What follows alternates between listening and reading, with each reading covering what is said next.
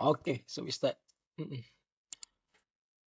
Okay, so dalam lecture yang lepas, in the previous lecture, we learn about so actually this chapter is about the mathematical foundation that we use to understand, to implement, and also to know about the asymmetric key cryptography.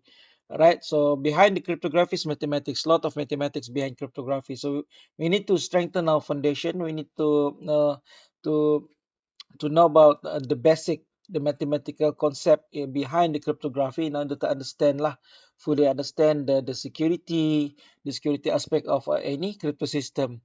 Sebab crypto system itu is developed based on mathematics.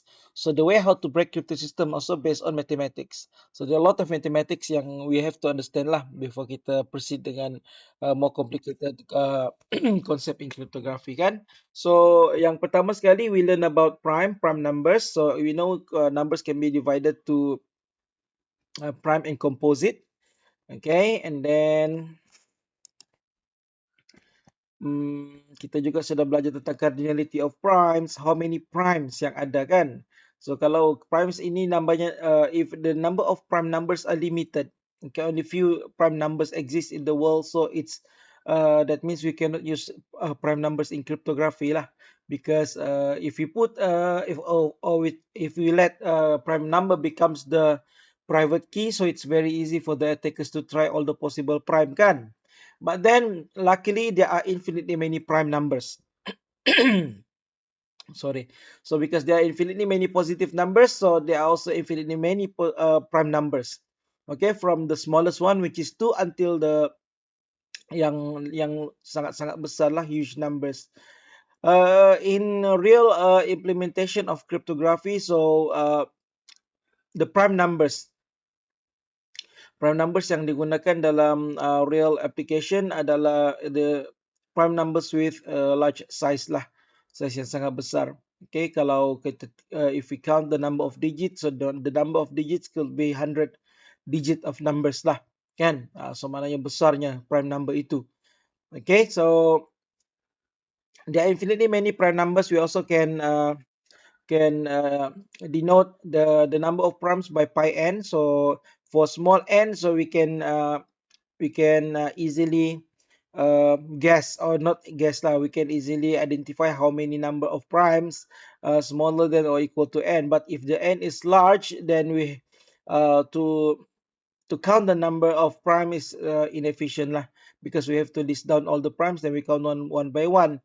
So luckily we have a approximation method to approximate or to estimate how many primes less than or equal to n. So the estimation is given in the range form. Okay, so the Gauss discover the upper limit, while Lagrange discover the lower limit of this range. So this function pi n is to denotes the number of prime numbers less than or equal to n. Okay, this example. Okay, and then sometimes when we also can determine, okay, the the type of numbers, whether the number is composite or prime. Okay, I give you one number. Okay, and your task is to determine whether the given number is prime or not. So we have a checking mechanism, checking method for to determine whether the number is prime or not. So for small numbers, we have a conventional or traditional way to do it by try to divide the number n by all numbers less than square root of n. And if one of the numbers within that range can divide the given number, so automatically we know that number is a composite number. But then if there is no factor, there is no number that can divide the given n, okay, without any reminder, so that means that number is a prime number. But this way is totally inefficient lah. Okay, especially when the number n is large number kan, so it's totally inefficient. Okay, so later we learn some methods to to check the primality of numbers with better efficiency lah. Means dengan cara yang lebih cekap, so we can determine whether a given number is a prime or composite. Okay, so apa lagi kita belajar last lecture? We also learn about Euler's phi function. Okay, denoted by phi n. Okay, so what is the purpose? The purpose is to find the number of integers that are both smaller than n and relatively prime to n. Alright, so there are two conditions to be counted as the output for this function. The first one is that number must be smaller than n, and the second condition is that number must be relatively prime with the n. Relatively prime means the GCD of that number and the integer n equal to 1. Right? So ini adalah Euler phi function. So for prime numbers, so we have a special condition for prime numbers. Okay, if p is a prime, so phi p equal to p minus 1. But this formula is only applicable when p is prime lah. Okay, if not, so kita tidak boleh gunakan this formula lah kan. Phi p equal to p minus 1 ini only applicable if p is prime. Okay, so let's say we have a composite numbers which can be factored into m and n. Okay, m and n. So we can compute the phi of m minus n equal to phi m times phi n, but only if the GCD of m and n equal to 1. Or in other words, only if m and n are relatively prime, then we can compute the phi m times n equal to phi m times phi n. So kalau the GCD not equal to 1, so tidak boleh gunakan this way ataupun this method. Okay. Alright, the next one is phi p to the power of e. So p itu adalah prime number, and e is the exponent value of that prime. For example, 2 to the power of 8. For example, 3 to the power of 7. For example, 5 to the power of 19. Okay, so as long as p is a prime, okay, so doesn't matter lah untuk dia punya exponent itu, asalkan dia integer. So we can use this equation lah, the fourth equation to compute the phi function of p to the power of e. Alright, but again, the condition is we need to make sure that the p itu adalah prime number, then we can use that equation. Alright, okay. Alright, so based on fundamental theorem of arithmetic, this theorem stated that all integers, all positive integers, and can be factored as a product of prime numbers. Okay, all numbers, all positive integers, we can factor them to a factor of prime numbers. Okay, so we have let's say in this example, n is factored to k prime numbers denoted as p1, p2 up to pk. In each prime number ini ada dia punya exponent masing-masing, and the exponent denoted as e1, which is the exponent for the p1, e2, which is the exponent value for the p2, and ek is the exponent value for the pk. And this factorization is unique, other than we rearrange the numbers lah. Okay, itu tentang Euler. Kemudian kita ada juga Fermat's Little Theorem. So ada two versions of this theorem. Alright, so dia membantu kita dalam it's really helpful in bila kita mencari the exponent of some numbers. Okay, the exponent value for some numbers, not all numbers but only some numbers which fit with the condition of the Fermat's theorem. Okay, maksudnya mesti fit dalam condition yang ada tu lah, a to the power of p minus 1, then we know that the value is congruent 1 mod p. Okay, and then kita ada juga okay, what is the interesting application of Fermat's is to find the multiplicative inverse quickly lah. That means instead of using the extended Euclidean, which quite cumbersome to be done, okay, so we can directly use the Fermat's Little Theorem. But again, this is not for all case. It's only applicable when that case fit with the condition of ataupun fit dengan the congruence form of the Fermat's Little Theorem, then baru kita boleh guna pakai lah. Okay. Alright. Kemudian kita ada juga Euler's Theorem. So just like the Fermat's juga kan. Okay, so kita untuk Euler's pun sama. There are two versions of this theorem. Okay, the first version and second version. the first version itu quite maksudnya the condition tu ada banyak lah, tapi in the second condition, and sorry, in the second version ada few conditions itu have been removed to make it more general. Alright, so again the Euler's theorem also is very useful to find whether to find the exponent value of a large numbers or to find the multiplicative inverse. Okay. Alright, so itu yang last lecture. So in today's lecture, we proceed to the second part of this chapter. Okay. Alright, so this is the lecture note for our today's lecture. Okay, so we start with generating prime. So we know that cryptography use a lot of prime numbers, right? And generating large prime numbers is not easy because we need to make sure that that number is prime. Kan? Kalau kita tersalah generate number, number itu adalah composite, then kita punya sistem itu tidak boleh berfungsi lah. Okay, the system doesn't works. Kalau kita, if we accidentally generate a number, but that number is actually looks like prime, okay, nampak macam prime because dia odd, tapi actually dia adalah composite. Itu banyak case begitulah. Kan, it looks like prime but actually it is composite. So what does it mean? Uh, that means generating a prime number is not easy lah. Okay, it's not easy. But we have few ways how to generate primes. That is why prime numbers can be used in cryptography today. Because yalah, kalau tidak ada cara untuk generate susah lah kan, dia menjadi inefficient. But actually we have a method how to generate primes lah. Okay, so the earliest method kita ada Mersenne primes. Okay, Mersenne and Fermat attempted to develop a formula that could generate primes. Okay, so the first method is proposed by Mersenne. So Mersenne defines the following formula called Mersenne numbers that was supposed to enumerate all primes. Supposed to enumerate all primes. Okay.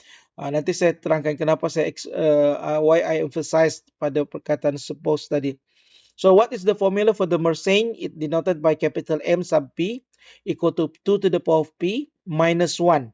Okay. So P itu adalah prime number yang kecil-kecil lah. Okay. If P in the above formula is a prime, then MP was thought to be prime. Okay, itu pada awal-awal dulu. Kan? So untuk few cases, yes, berjaya lah. Bila guna formula tadi, we insert the value for the P as a prime. For example, we insert 2 okay, as the input. So we obtain the first obtained number is 3. Okay, 3 is a prime, lulus lah. And then if we insert the number of P equal to 3, so we obtain 7. Right, pun lulus juga because 7 is a prime number. And then we insert another prime number which is 5, so we obtain 31. 31 also prime. Okay, M7 equal to 27 minus 1. We obtain 127. Okay, so that's what is the issue. Okay, later it was proven that not all numbers created by the Mersenne formula are primes. Untuk small numbers, yes. Okay, masih lagi dapat generate primes. Tapi actually, if we go further, we use larger prime numbers, then we obtain the output for the Mersenne equation tadi menghasilkan a composite number. For example, when we substitute the value for the P equal to 11, yes, 11 is a prime, then we can insert 11 as the input for that equation or function. Then we obtain the output as 2047. It looks like prime because it is odd number, kan? But dia tidak semestinya begitu. Okay, odd numbers juga kadang memang ada yang kita boleh factorize. So just like 2047, it can be factored as 23 times 80, 89. So what does it mean? Obviously, 2047 is a composite number. So Mersenne's formula itu rupanya tidak betul-betul berkesan. Nah, that was saya emphasize supposed tadi, supposed to be prime, but actually for few cases they are not prime. Okay, produce a composite number. So Mersenne formula boleh dikatakan tidak reliable lah untuk kita generate prime numbers. Okay, datang lagi second idea. The second idea is proposed by Fermat, okay, a famous mathematician. So Fermat tried to find a formula to generate primes just like Mersenne's Mersenne punya method lah. Okay, so untuk Fermat's pula, the formula proposed by Fermat's is denoted as f sub n equal to 2 to the power of 2 to the power of n. Okay, 2 to the power of 2 to the power of n. plus 1. Okay, plus 1 itu untuk datangnya elemen odd numbers lah kan. Because other than 2, all prime numbers adalah odd numbers. 2 is the only even prime number. Okay, then formats pun test. Dia pun test, masuk F1, F2, F3, F4. So all this earlier output memang prime number. Nampak macam berjaya lah kan. But then bila masuk input yang seterusnya F5, then the outcome is not a prime number, it is a composite number. It looks like prime, but actually it is a composite number. Okay, what is the difference between Mersenne and format? So for the Mersenne, the input could be and the input only specifically only specific for prime because it is MP kan. Tapi kalau formats, the input itu can be any integer lah. Okay, so you can see F1, F2, F3, F4 because the input is n can be any positive integer. But then both methods also fail to generate prime numbers. Jadi macam mana tu? Sudahlah kita menggunakan prime number dalam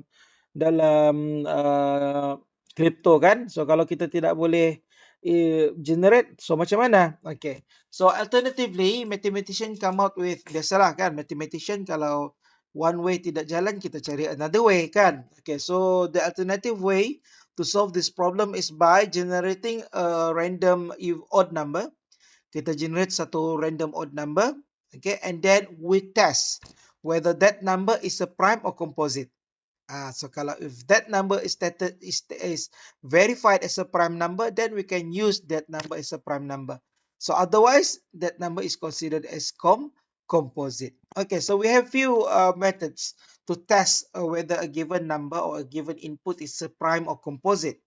If schemes for generating primes like Fermats or Mersanes have failed to produce large primes, so how can we create large prime for cryptography? Ini soalan yang saya bagi tadi kan.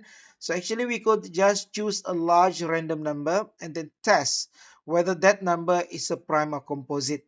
Okay, so that means we need a checking mechanism. We need a checking method to check whether the given input is a prime or composite. All right. So algorithm to for primality testing can be broadly categorized into two classes. The first one is what we call as deterministic algorithm. The second one is probabilistic algorithm. Okay, remember, for checking mechanism, the input could be vary. Okay, it could be small numbers, or it also could be large numbers, or it also could be huge numbers. Okay, jadi dia punya the execution time itu boleh berbeza-beza. Untuk for small numbers, of course, that method will give you the output in shorter time kan. Tapi untuk large input ataupun huge input, so the method works but it may takes very long time to be fully executed. Okay, jadi lama untuk kita dapatkan dia punya result. Alright, so untuk dapatkan result yang tepat, that is what we call as deterministic algorithm. That means the output is 100% confirmed as valid. Okay, kalau dia punya output dia adalah prime, so we know that it's 100% verified as prime. So kalau dia output itu katanya composite, so we know that that number is 100% verified as composite. Itu deterministic. But okay, for probabilistic, dia punya hasil nanti adalah based on certain kita punya confidentiality level. How confident we are that number is a prime ataupun composite. So dia ada probabilistic, bukan deterministic. Okay, so apa perlunya probabilistic ni? Kenapa tidak hanya menggunakan deterministic? The issue is just as I mentioned before about the efficiency issue lah. So kalau if the input is a huge number, so it takes very long time to exactly determine whether the number is prime or not. Sangat lama untuk kita dapat result. Jadi untuk alternative way, kita ada satu method yang dipanggil probabilistic.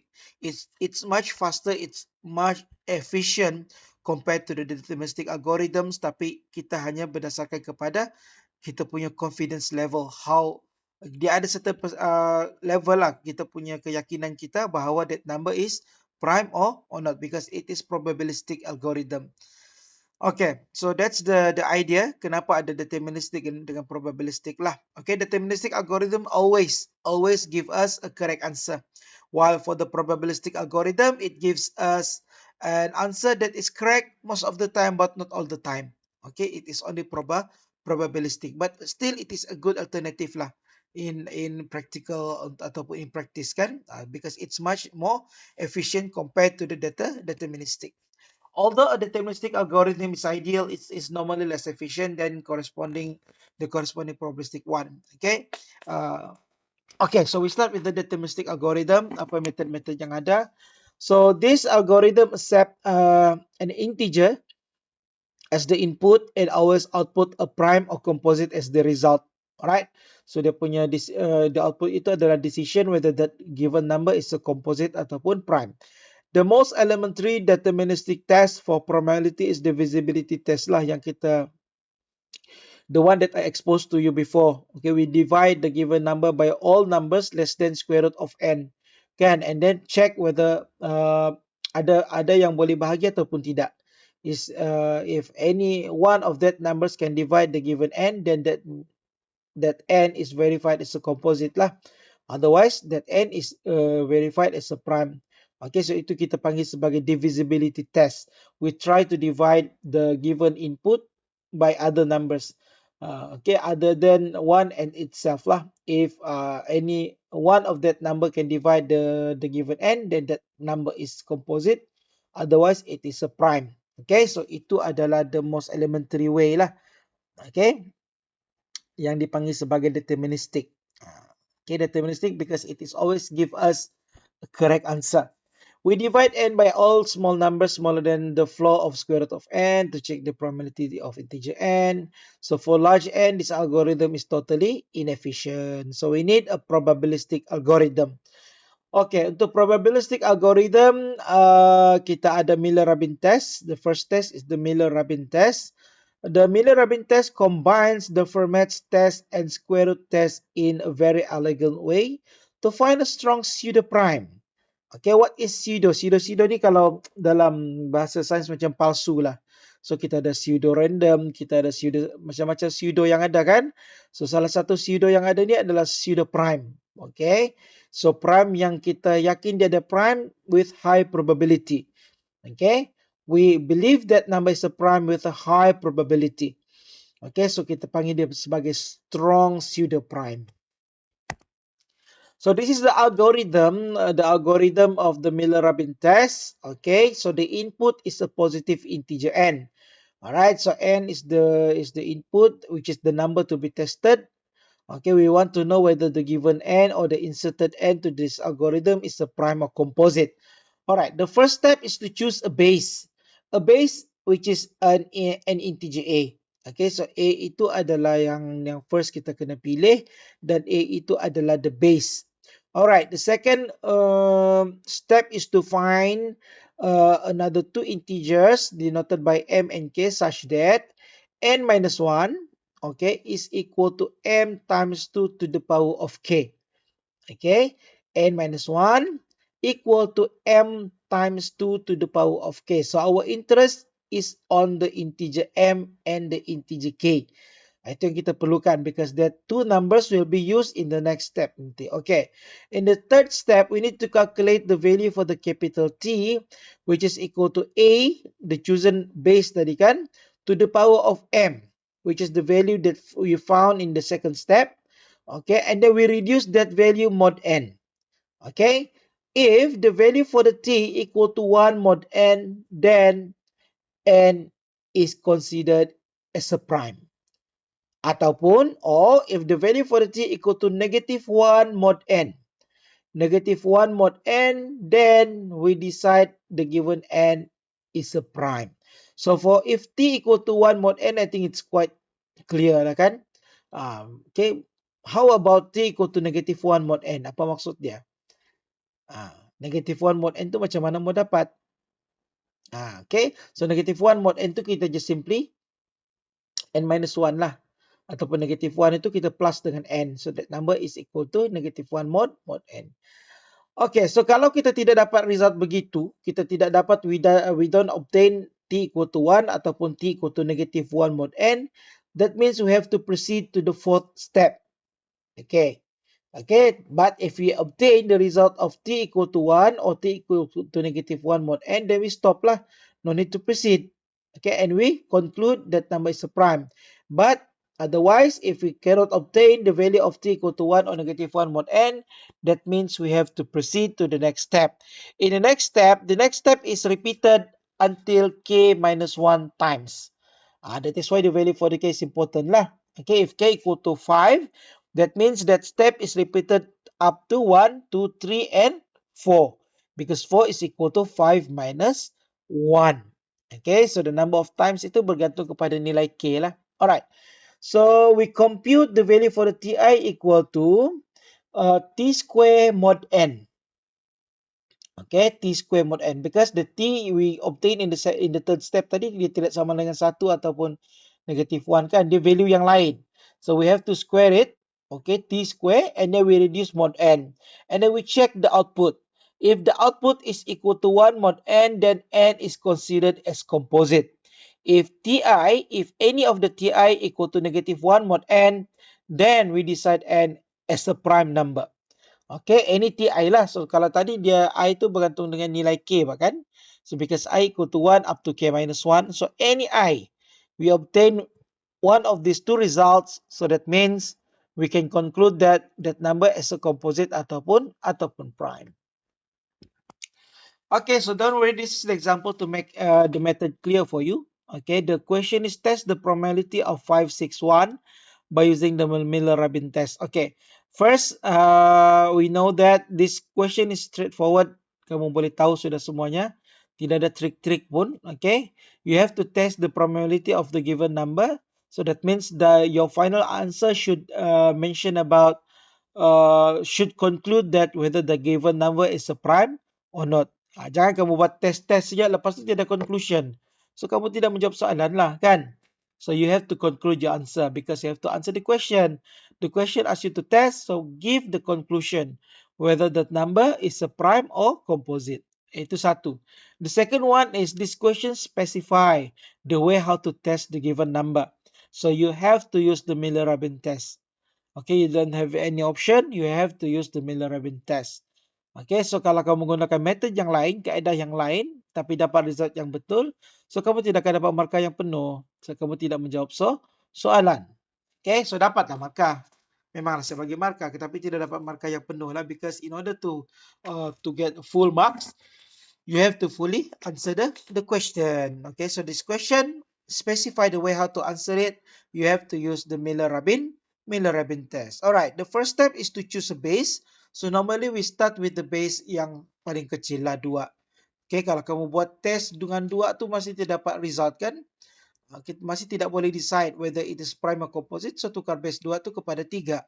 Okay, so gunakan base yang kecil-kecil dulu. Alright, so we choose A equal to 2 as the base. Alright, so finish with the first step. The second step is to identify what is the value for the M and K. Okay, so to obtain M and K, we divide N minus 1 by 2 to the power of K. Okay, we divide. Okay, macam mana cara dia mau dapat nilai K dengan M ni? Okay, yang biasa saya guna pakai adalah dalam lecture saya ajar is to replace K itu dengan small numbers lah. Okay, you can replace K equal to 2. Tengok boleh bahagi tepat atau tidak. Okay, kalau boleh, teruskan lagi kepada yang seterusnya. Yang seterusnya adalah 3.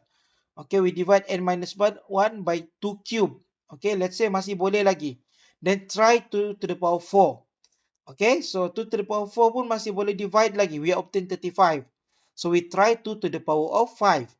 N minus 1 divide by 2 to the power 5. So bila kita try 2 to the power 5 itu tidak boleh sudah membahagi. The outcome is a non-integer value. That means we stop at 2 to the power of 4. Okay, we consider sebesar mana K yang kita dapat lah. So in this particular case, the largest K yang kita boleh dapat adalah 2 to the power of 4, which is 4 lah. Okay, so try satu persatu nilai K tu. You insert one by one. Okay, start dengan 2. Bila boleh bahagi dengan 2 dapat, so pergi kepada 3. Still can divide, proceed kepada 4. Yes, still can be can divide, maksudnya tidak ada baki, proceed kepada 5. N minus 1 to the power of 2 to the power of 5. But then if we try, the answer is not integer value. That means the largest k that we can obtain is 4. So we stop at the 4 lah. Alright, so from that we know that our value for the m is equal to 35 and the value for the k equal to 4. Okay, boleh faham ke situ? Macam mana buat dapat nilai m dengan k tu? Faham? Can you get the idea? How to obtain m and k? Boleh kah? Yes. Okay, so try one by one until you obtain the biggest or the largest one lah for the k. Alright, then you stop. Okay, so we obtain value for the m and k. We proceed to the next step. In the next step, we compute the value for the capital T. The capital T in the third step is computed as a to the power of m. A is the base, M is the obtained value in the second step tadi lah. And then you reduce the value mod N. So in this case, we obtain T to the power of, 2 to the power 35 equal to 263. After we do the reduction, we obtain 263. So 263 ini obviously not equal to 1 and also not equal to minus 1 mod 561. Okay, minus 1 mod 61 means minus 1. Negative 1 mod 561 means 560 lah. Okay, so 263 obviously not both numbers. Not 1, not also 560. So what does it mean? That means we have to proceed to the fourth step. Okay, so in the fourth step, we know our value, the value for the k is equal to 4 kan? So that means we stop at 4 minus 1, which is 3. So we have I equal to 1, 2, 3. Alright, so we start with T1. So T1 equal to 263 square, and then we reduce mod 561. We obtain 166. Again, 166 is not equal to 1 or negative 1 mod n. So that means we have to proceed. So for the T2, we take 166 as the new input. So 166 square mod 561. After we do the reduction, we obtain 67. Again, 67 is not equal to 1 ataupun 560. So that means we have to proceed to the final step. The final step is T3 equal to 67, which is the new input, square mod 561. And this time we obtain the output equal to 1. Okay, so once we obtain the output equal to 1, then we have to come out with the conclusion. The conclusion is 561 is a composite number. Okay, so let's say lah, what happen if kita sampai pada T3 tapi masih tidak dapat lagi 1 ataupun negatif 1 mod 561. So apa yang kita perlu buat? Apa agak-agaknya kita perlu buat? We change the base. Okay, so we use other base. If in this step or in this attempt we use the value for the a equal to 2, for the next attempt you should try another base lah, kita try a equal to 3. Alright, so itu yang kita boleh buat. Okay, so we have another example. Test the probability of 61 by using Miller-Rabin test. Okay, so we choose the base a equal to 2. Alright, so we divide 61 minus 1 by 2k. So we start with the smallest k lah, k equal to 2. So we obtain integer.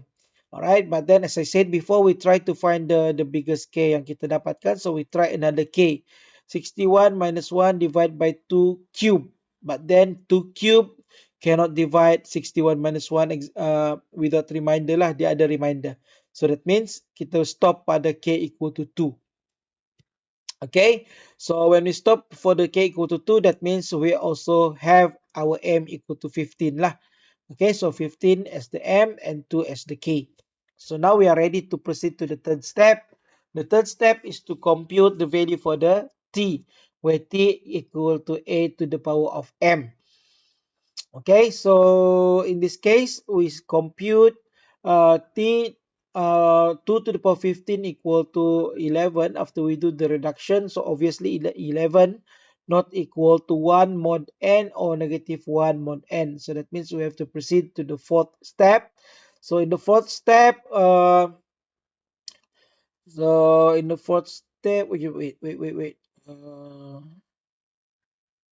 Okay, in the fourth step, kita punya K tadi berapa? K kita kecil, 2 kan? Jadi mana kita hanya ada satu step sajalah. I equal to 2 minus 1, which is 1 lah. So luckily, for the T1, we obtain the value for the, okay, 11 square itu menghasilkan 60. After we do the modular reduction, 11 square equal to 60.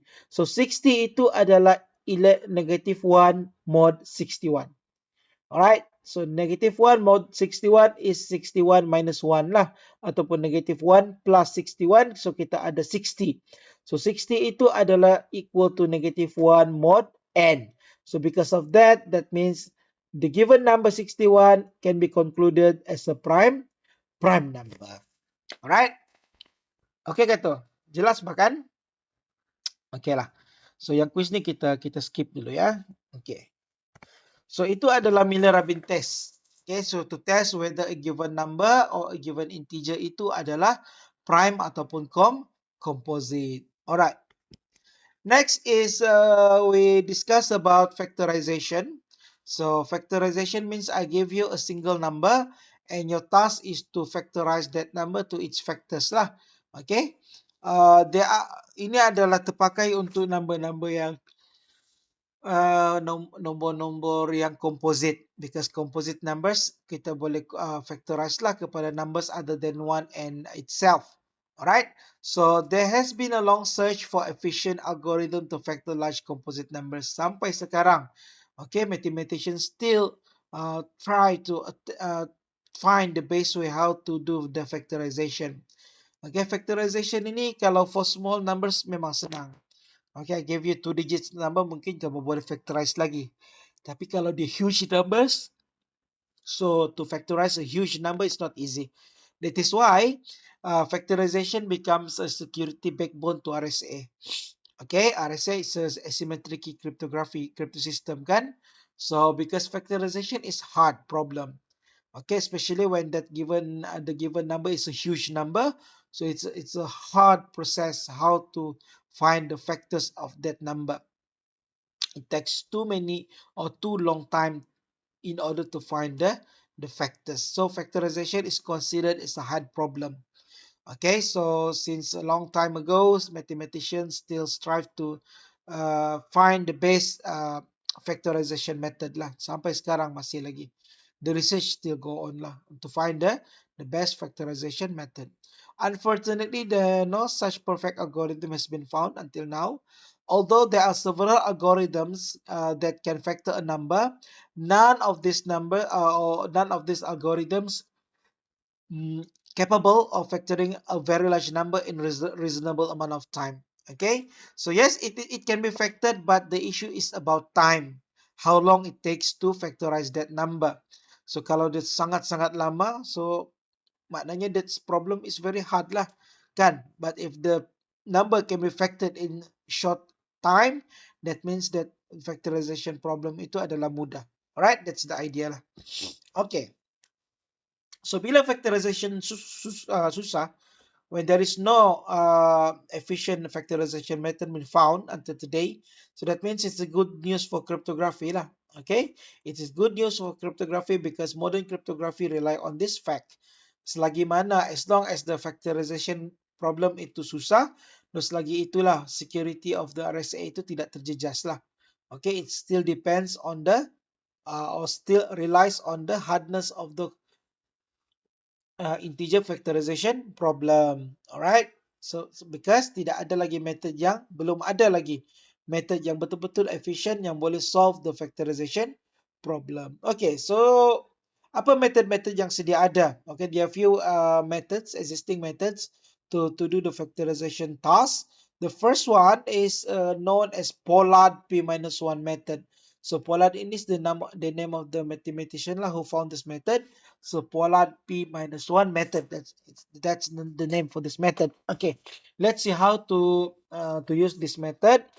So this method aims to factor an integer n to its prime factors p and q. Okay, so I give you one number. a composite number, of course, and your task is to factorize that number into prime factors. That means the factor must be prime number lah. Okay, P dengan Q. So that task can be done by using the Pollard P minus 1 method, because this method will output two prime numbers as the factors for the given input. Okay, so let's see how to do the algorithm. So just like the Miller-Rabin, we start with the selection of a base. Okay, so we choose an integer a as the base. So sama juga macam Miller-Rabin, we start with the small number lah as the base. Okay, the second step is to compute the capital A. Capital A is equal to a to the power of 2 factorial. Okay, 2 factorial, and then we reduce that value mod n. 2 factorial senang lah, 2 darab 1. Okay, that means kita kena kira a square lah ni. Okay, a square mod n. Reduce that value mod n. Okay, that is the second step. Okay, the challenging part is at the third step. Okay, where in the third step, we have to compute GCD. So bila kira compute GCD mana tidak berlain tidak bukan, kita kena guna Euclidean algorithm. Alright. So apa GCD yang kita kena kira? We have to compute the GCD of A minus 1 and the N, which is the input tadi. Okay, the GCD of A minus 1 and N. Okay, katalah kita sudah buat Euclidean algorithm. After we complete the Euclidean algorithm, then we obtain the output equal to D. D itu adalah dia punya GCD. Alright. So next, we have to check the value of D, whether it lies on the interval ataupun range greater than or equal to 2 and less than n. If the obtained D lies between that range, that means we obtain the value for the P itu sebenarnya adalah equal to D. So when we obtain one of the factor, it's very easy lah to find another factor. We just simply divide the input by the obtained factor tadi. Okay, Q sama dengan N over D. Alright, so then we stop lah. We conclude the prime factors for the given number N equal to P and Q, where P equal to D and D equal to N over, and Q equal to N over D. Then we stop. So otherwise, if the value for the GCD equal to 1, okay, so for I equal to 1, 2, and so on, until we get D is greater than or equal to and less than N, so we compute the following values. The first one is we compute the value for the new capital A equal to a to the power of 2 plus I factorial. Okay, 2 plus I factorial. So I itu bergeraklah 1, 2, 3 and so on. 2 plus I factorial, and then we reduce mod n. And then we compute the GCD of A minus 1, which is the new A lah tadi lah. Okay, the new A yang A kita obtain di atas ni. Okay, di sini. Masuk di sini A minus 1 dengan N. Until we obtain the value of the GCD equal to D. So if D equal to capital N, we have to use another base. Okay, katalah tadi kita gunakan base 2. So kalau kita dapat D equal to capital N, maknanya kita perlu gunakan base yang lain. We have to choose a different or a new base. Okay, this is the example how to execute the Pollard P minus 1 factorization method. So the question is straightforward and easy. Okay, it's just asks you to factorize the given number, but then the question specify the way how to solve is by using the Pollard P minus 1 method. Alright, the first step, we know that our input, which is capital N, equal to 1, 4, 3. Then we have to choose a base. Okay, we have to choose a base. So in this particular case, we choose base A equal to 2. Okay, macam tadi jugalah kita start dengan base yang kecil-kecil kan. Okay, kalau tidak kita proceed kepada next base dan seterusnya. Okay, we start with the base A equal to 2. So we compute the first capital A. So the capital A is equal to 2 to the power of 2 factorial. So 2 factorial. So the answer is 4. 4 is less than 143. So it remains as 4. Next is we compute the GCD of 4 minus 1, which is 3, and 1, 4, 3. Okay, after we do the calculation, we obtain the GCD equal to 1. So obviously 1 doesn't realize, it's not realize on this range kan. Satu tu di luar daripada 2 dengan N. Alright, D is not inside this range. If D inside this range, we just obtain the P and Q. Tapi dia tidak berada di sini, that means we have to proceed. Okay, we have to proceed to the next value of capital A. So the next value for the capital A is computed as 2 to the power of 2 plus 1, which is equal to 3. Alright, 3 factorial. 3 factorial is 3 times 2 times 1, which is equal to 6. So 2 to the power of 6 equal to 64 after we do the modular reduction. So 64 minus 1 is 63. The GCD of 63 and 143 equal to 1. Again, the input is not realized on the interval. Intervalnya apa? Intervalnya adalah 2 dengan N. Okay, so dia bukan di dalam interval ini. That means we have to proceed to the next step. So in the next step, kita ada 2 to the power of 4 factorial. Kita naikkan lagi dia punya nilai eksponen tadi. Previously 3, now it becomes 4. 4 factorial. 4 factorial means 4 times 3 times 2 times 1. Alright, so we obtain 27 after we do the modular reduction. So 27 minus 1 and 143, if we calculate the GCD equal to 13.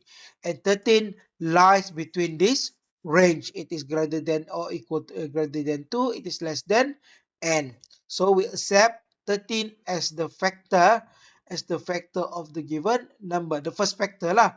So to obtain the second factor, we just simply divide the first we just simply divide the input tadi dengan the obtained prime number. Then we obtain the second prime lah. Alright. Okay, kita sudah dapat the first prime kan. Jadi senanglah untuk kita dapatkan yang the second one. Kita just simply divide. So we obtain the value for the P and the value of the Q. Then that's the end of this method lah. We obtain both prime factors for the 1, 4, 3. The factors are P equal to 13 and Q equal to 11. If we multiply, then we obtain 1, 4, 3 as the product. Okay, now we move to the Chinese remainder theorem. Okay, Chinese remainder theorem ni rasanya saya banyak kali cover sudah kan, dalam discrete maths pun ada sudah kan. Okay, so tak apalah kita revise balik untuk Chinese remainder theorem ni. Okay, describe the solution to a system of simultaneous linear congruences.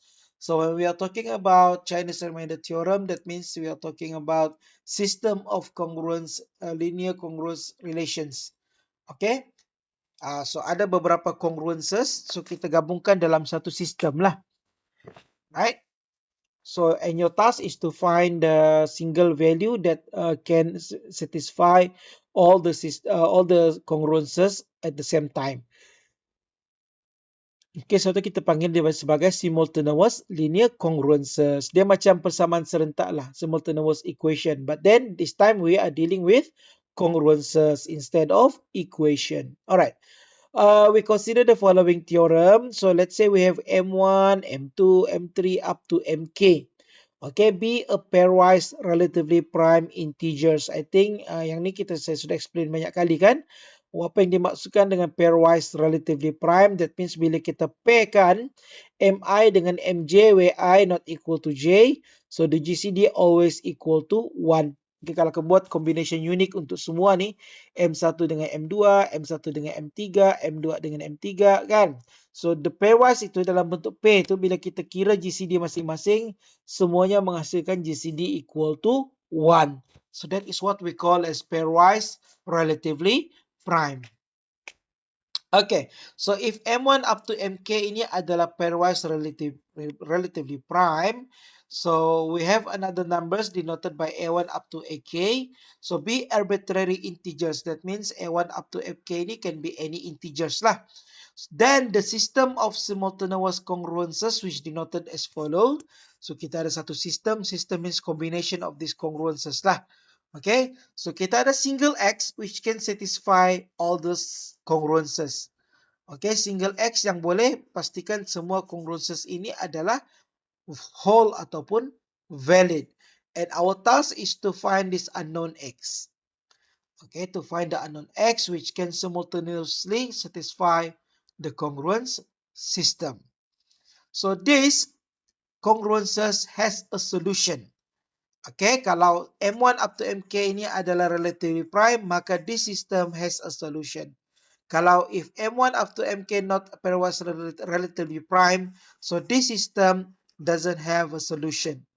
It has a solution only when all the modulus M1 up to MK ini adalah relatively prime. Barulah dia ada solution. Okay, so let's say the solution itu denoted by C. Okay, so we can have another solution which is denoted by C prime. And these two solutions are congruent to each other, where the modulus is the product of all M tadi. Alright, M1 up to MK. Okay, so this is what apa yang kita katakan sebagai system of simultaneous equation congruences. So we have X congruent 1 mod 5, X congruent 9 mod 11. So your task is to find the unknown X, which can simultaneously solve or satisfy the following congruences. Alright, okay, let's see how to solve. First of all, we need to see whether the modulus 5 and 11 are relatively prime or not, because the solution exists only when the modulus values 5 and 11 itu adalah relatively prime. Kalau relatively prime, then that means kita boleh proceed. Kalau tidak, there is no solution. Okay, so because the GCD equal to 1, so that means we can proceed. Okay, means the system has a solution lah. So this implies that there is a solution for the simultaneous congruences 1 and 2. Okay, so from congruence 1, we can convert that congruence becomes equation. Macam mana kita mau tukar nih? Daripada satu congruent menjadi equation. Daripada triple line menjadi double line. Okay, so we back to the definition of congruent relation. X congruent 1 mod 5, what does it mean? That means X minus 1, when we divide by 5, the outcome is an integer. Okay, so we rearrange that equation becomes X equal to 1 plus 5Q. Okay, maknanya apa tadi? X minus 1, we divide by 5, the answer is Q. Alright, so that's the way how we convert from congruence becomes equation. And don't forget to state that the integer q can be any integer. Okay, the integer q itu yang berada di hujung equation 3 can be any integer lah. Alright, so now we obtain the value for the x kan. Okay, x itu sama dengan, Okay, X itu sama dengan 1 plus 5Q. Now we can substitute the value for the X in the second congruence. Okay, second congruence kan kita ada X kan. So kita substitutekan dia sebagai 1 plus 5Q. Okay, so we have X, kita substitute dengan 1 plus 5Q. It congruence 9 mod 11. Okay, next step is to eliminate 1. Macam mana kita mau eliminate 1? So we minus 1 on both sides lah. We minus 1 at the left side. We minus 1 also at the right side. So it becomes 5Q congruent 8 mod 11. Okay, so inilah adalah congruence yang kita perlu selesaikan ni. Okay, 5Q congruent 8 mod 11.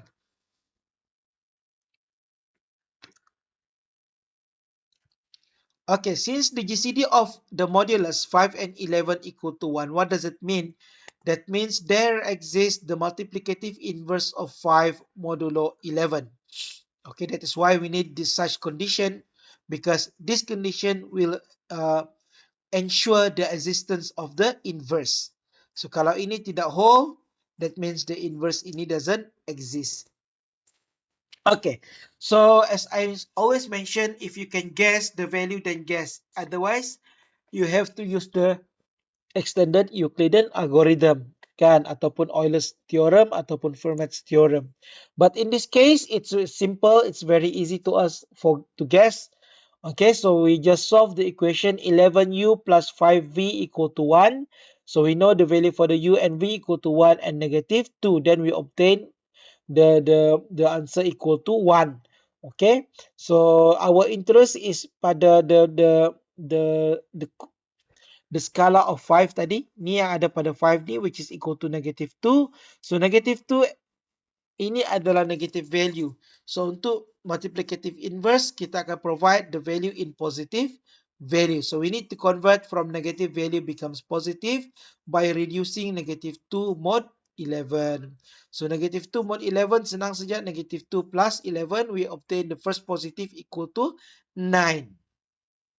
Okay, so 9 as the multiplicative inverse of 5 modulo 11. So sekarang kita sudah ada multiplicative inverse tadi, apa kita perlu buat? Okay, therefore the multiplicative inverse of 5 modulo 1 modulo 11 is equal to 9. Okay, the next step is to multiply the congruence. Congruence yang ini tadi kita dapat ni 5q congruent 8 mod 11 ni dengan the multiplicative inverse, which is 9. So we multiply both sides. We have 5, 9 and 8, 9. We multiply. So we have 45q congruent 72 mod 11. Okay, remember that 9 is the multiplicative inverse of 5 mod 11 kan? So 45 ini adalah bila kita reduce mod 11, it is equal to 1. Okay, because the multiplicative inverse. So yang ini 45 tadi akan menjadi 1. Sekarang 72 pula. So we reduce 72 mod 11, the value equal to 6. So now we have a new congruence. 45 becomes 1, 72 becomes 6. So we have a simpler congruence which denoted by number 4. Okay, sekarang kita ada nilai Q congruent 6 mod 11. The next step is to convert from this congruence becomes NE equation. So Q congruent 6 mod 11 means Q minus 6, we divide by 11, the outcome is an integer K. Itu makna dia. Back to the definition of congruence relation.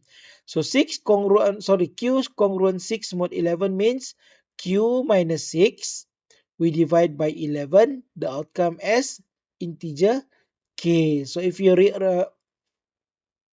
rearrange that equation. So kita ada equation yang Q equal to 6 plus 11K lah. Okay.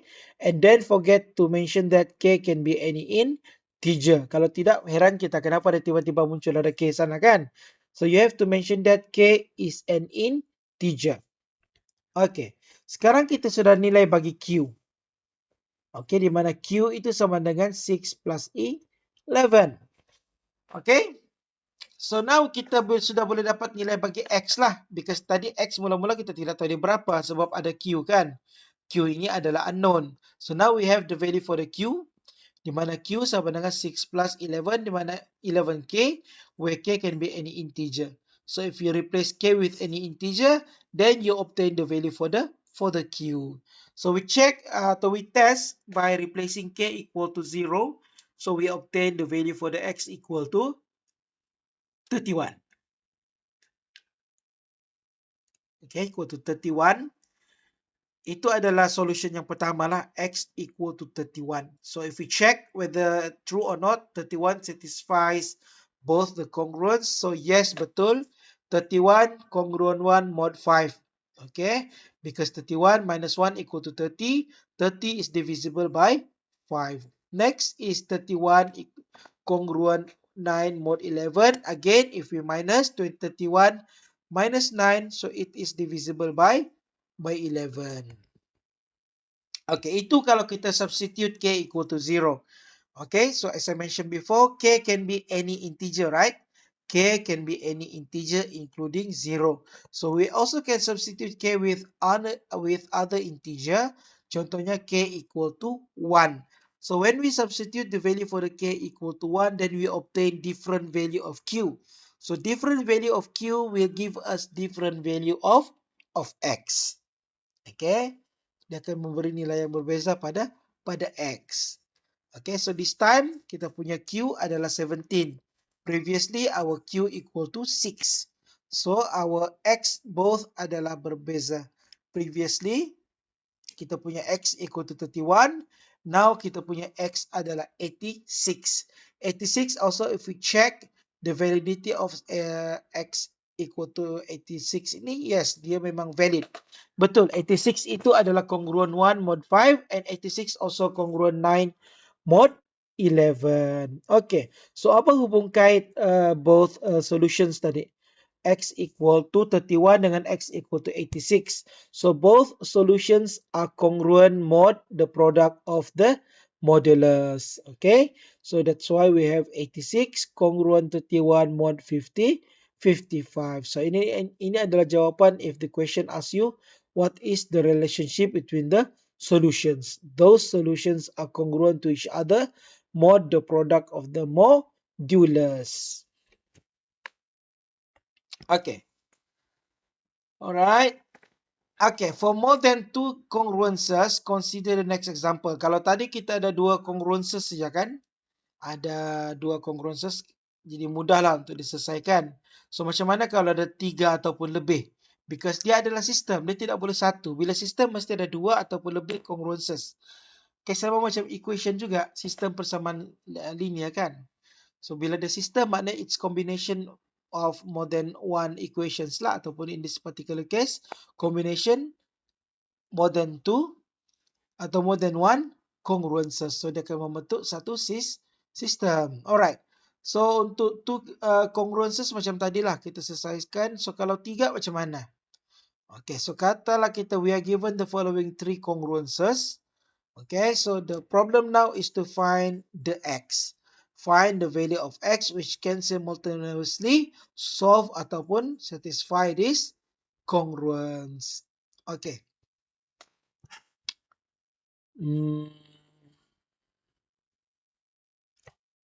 Alright, so itu untuk case yang tiga macam mana? Okay.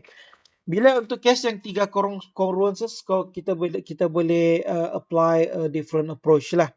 Okay, so we have another approach. So this approach can be considered easier than before lah. Tapi sama jugalah. Okay, dia masih ada lagi pencarian the multiplicative inverse. Di situ sebenarnya step yang quite challenging to find the multiplicative inverse. Okay, in the first step we multiply all the modulus. Okay, m1 up m2 up to mk, and we obtain single value capital M. So in this particular case we have three modulus. Kita ada 3, 5 dengan 7. So kita multiply them together. Then we obtain the value for the M equal to 1, 0, 5. Okay. The next step is to obtain the value for the capital M1, capital M2 up to capital MK.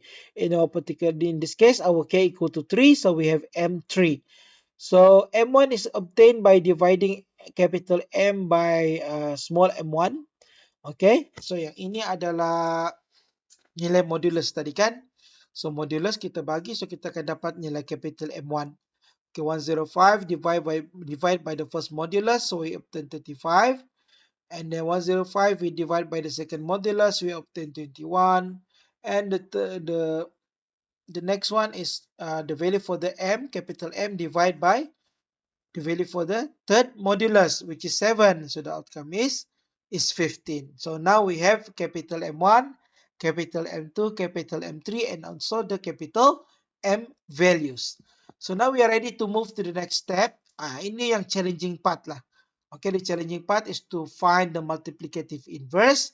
So we find the multiplicative inverse of the 31 mod 3, 35 inverse mod 3, which is the inverse is equal to 2. The next is the multiplicative inverse of 21 mod 5. The answer is 1. And the third one is the multiplicative inverse of 15 mod 7. Again equal to 1. Okay, so sekarang kita sudah ada multiplicative inverse untuk semua congruences tadi. So now we are ready to proceed with the calculation of the value of x. Okay, so the value for the x yang kita mau cari ni, which can simultaneously solve the system, can be computed by using the following formula. So kita just multiply saja. A1 multiply dengan capital M1 multiply dengan capital M1 inverse. Okay, and the product we plus with another product, which is A2 times M2 times M2 inverse, and then we add with another product, in other particular case A3 times M3 times M3 inverse. Then we reduce that product or that sum by mod n, mod m, capital M, sorry. Okay, so we insert all the values. So we obtain the values, the product equal to 2, 3, 3, which exceeds 105. That means we have to do the modular reduction. Okay, kita kecilkan 2233 itu mod 105. So we obtain the answer as 20, 23 mod 105. Alright, so ini cara, this is the way how we solve the simultaneous linear congruences untuk, especially when we have three or more congruences. Okay. So next adalah finite field. So apa dia finite field? So ring of integers modulo m, where m is the modulus value lah. So it must be a positive integer. So we have a ring of modulo m denoted by z over mz. So z ini adalah capital Z ya, denotes the set of integers. So we divide by mz, ini dia punya notation lah.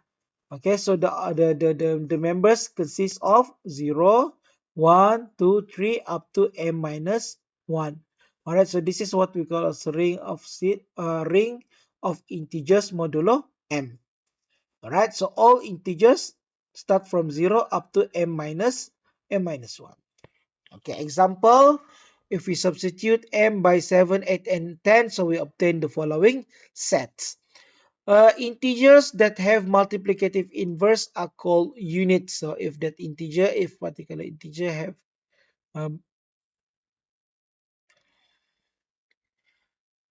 if the integer, the integer have multiplicative inverse are called units. Kita panggil sebagai unit bila ada multiplicative inverse. Okay, so the units can be grouped together in a set. Okay, dan kita boleh membentuk group of units modulo M. Okay, so denoted by ZMZ in parentheses, and outside we put star. Alright, so the elements or the members for the set are integer A. Okay, where A belongs to that set, and the GCD of A and the modulus M must equal to 1. That is the condition lah. Alright, ataupun kita boleh kata juga ZMZ star itu adalah sama dengan A, where A belongs to the ZMZ set, and with the condition that, okay, there exists a multiplicative inverse of A modulo M. Okay, that's the condition in order to be member for this sets. So the following are the example when we substitute the value for the M equal to 7, 8, 10, and 13. Okay, so kalau from this example we can see that if the value is prime, contohnya 7, so the elements for the set equal to 1, 2, 3 up to 7 minus 1, which is 6. Sama macam juga dengan 13 kan, so 13 is a prime, so the members equal to 1, 2, 3 up to 13 minus 1. Tapi kalau untuk composite, dia tidak semestinya begitulah. Contohnya 8, so it contains 1, 3, 5, and 7, because only all these numbers are coprime ataupun relatively prime dengan 8. Untuk 10 pula sama juga, kita ada 1, 3, 7, and 9, because only these four numbers that has multiplicative inverse modulo 10. Okay. So this is the Euler-5 function or Euler-Stoichhion function. Okay, yang ni pun rasanya kita sudah cover in the first part kan. Dia punya konsep. Okay, so kita mengira bilangan integer yang ada relatively prime ataupun ada inverse lah, mod M. Alright, so untuk bila input itu adalah prime, so senang lah. So it's just P minus 1. For example, for phi 7 and phi 13, it just simply 7 minus 1 and also 13 minus 1. Okay, untuk yang phi 8 dan phi 10, you have to count lah how many members inside this set. So both sets contains 4 elements. That's why the answer or the value for the phi 8 and phi 10 equal to 4, because both sets contains 4 elements. Okay, so prime senang lah kan untuk kalau dia prime. Alright. So tadi ring, sekarang kita pergi kepada field. Untuk field pula, field adalah commutative ring. So the first condition to be a field, dia mesti ring dulu. Okay, so a field is a commutative ring. Commutative apa makna dia? Commutative ni adalah we can change the location of that set lah. Okay, siapa di depan, siapa di belakang. Commutative kan? So dia adalah commutative ring in which all non-zero elements have multiplicative inverse. Okay, that's the definition for the field. Uh, field is a commutative ring in which all non-zero elements have multiplicative inverses. Okay. Contohnya kita ada F7 and F11 because all the elements inside both sets ini ataupun inside both rings ini mempunyai multiplicative inverse. Jadi F7 and F11 ini considered sebagai field. For prime integer p, finite fields are denoted as Fp since for all a, where a is integer, which lies between 1 and p minus 1, and the GCD of a and p equal to 1, then the following holds. Fp equal to 0 up to p minus 1, and the cardinality of Fp tadi equal to p lah. Okay, so the hashtag tu, hashtag sign itu menandakan the number of elements. Alright, the number of elements in Fp, so there are p elements. So for the Fp star, so Fp star we exclude 0.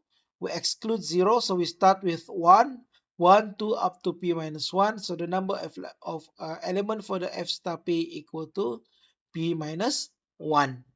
Okay, equal to p minus 1. Okay, next adalah primitive root theorem. Okay, let P be a prime number, then there exists an element G. G belongs to the set of F star P. Okay, whose powers of G gives every element of F star P. That means if you put the power, means the exponent lah of G, start from 0 up to P minus 2. So all these numbers will generate every single element in F star P. Okay, so if that's the case, then we say that G is the generator of the F star P. So dia boleh generate setiap elemen dalam F star P tu. That's why we call it as generator. The other name for the G is primitive root for Fp. Jadi dia berbeza. Dia G ni kita boleh panggil sebagai primitive root of Fp. Okay, as you can see there, without any star. Okay, and at the same time, you also can say that G as the generator of F star P. Okay, so kalau untuk Fp dia adalah primitive root, tapi kalau untuk F star P dia adalah generator because G can generate all the members for the G star P. Okay, for example, katalah kita punya P equal to 11, so kita ada F star 11. So F star 11 contains 1, 2, 3 up to 11 minus 1, which is 10. Okay, let's see whether 2, which is belongs to F star P, can generate all the members for the F star P ataupun tidak. Okay, so we start dengan 2 to the power of 0. Okay, the first exponent is 0.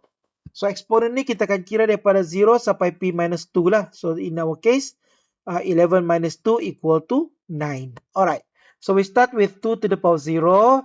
2 to the power 0 equal to 1. Okay, 1 belongs to F star P or of F star 11.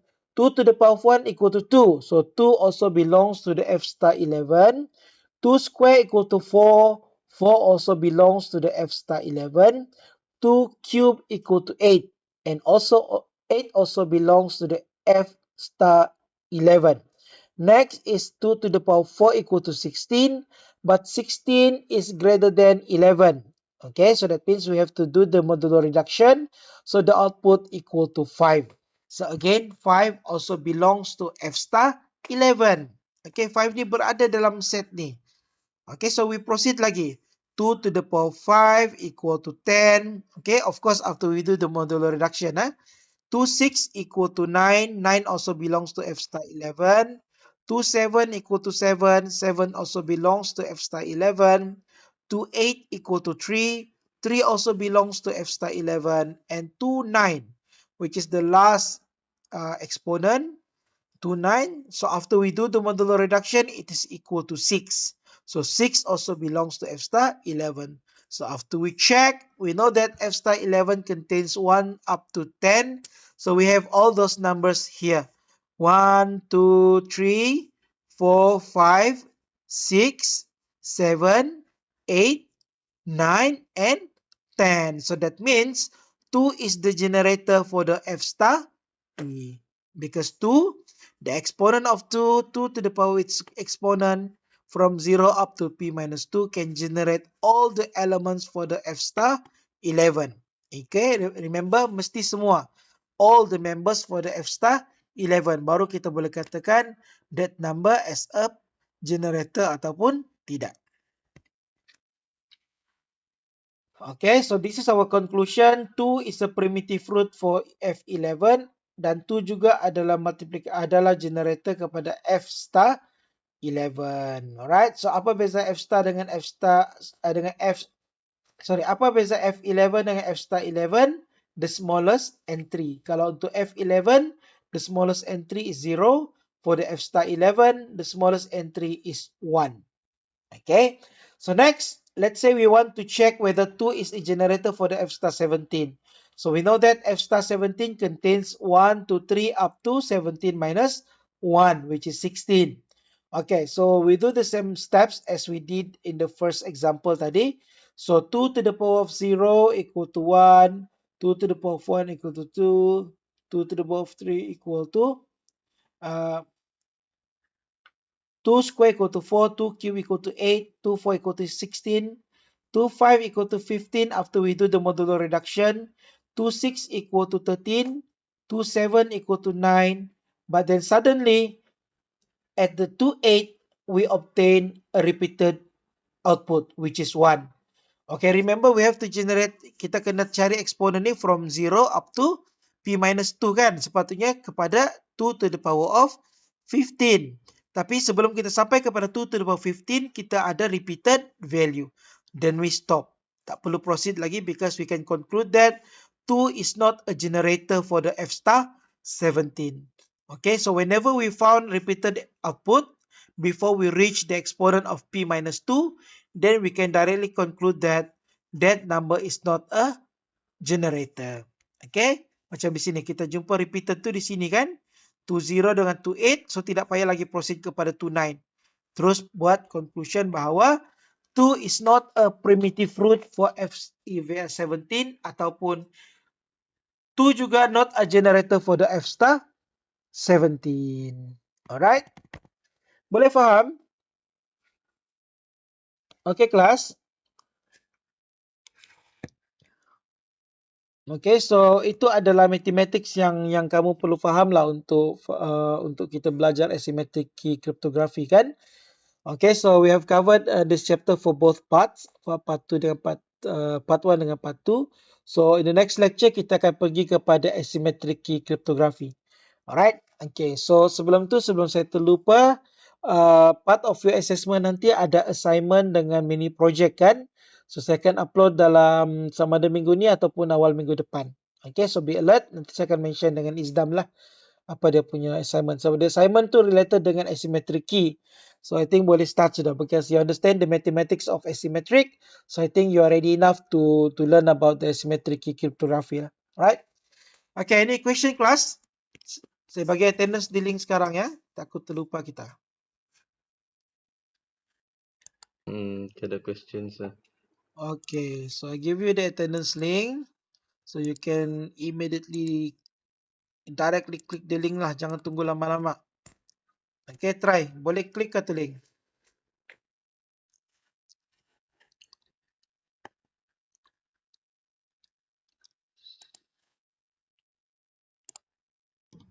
Boleh sir.